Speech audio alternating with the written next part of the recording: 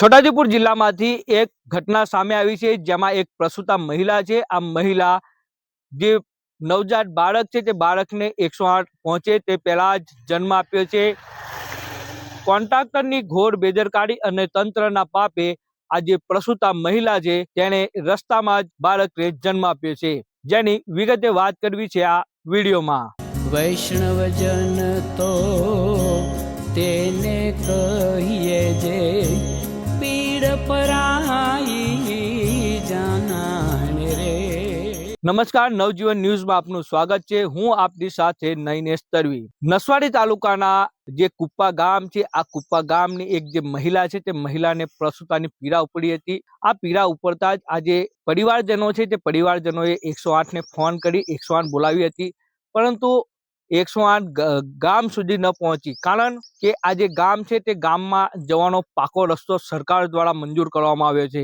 અહીંયાના ધારાસભ્ય અભયસિંહ તરવી દ્વારા સરકારમાં રજૂઆત કરવામાં આવી હતી અને આ જે ગામને જોડતો જે રસ્તો છે તે રસ્તો પણ મંજૂર કરવામાં આવ્યો છે.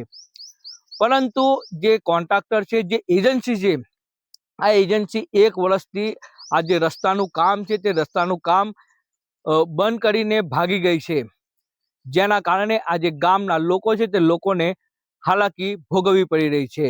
આ તંત્રના પાપે આજે ગામના લોકો છે, આજે મહિલા છે તે મહિલાને રસ્તામાં જ પ્રસૂતિ થઈ ગઈ હતી. 108 આવે તે પહેલા જ આજે પ્રસૂતા મહિલાને પીડા ઉપડી હતી અને આજે પીડા ઉપડતા જ 1 કિલોમીટર સુધી જોડીમાં લઈ આવી પડી હતી અને જે મહિલા છે તે મહિલાને રસ્તામાં પ્રસૂતિ થવા પામી હતી. લોહી લુહાણ હાલતમાં આજે પ્રસૂતા મહિલા છે તે મહિલાને 108માં લઈ જવામાં આવી હતી અને હાલ મહિલા અને જે નવજાત બાળક છે તે બાળકને હાલ તેઓ સારવાર હેઠળ છે.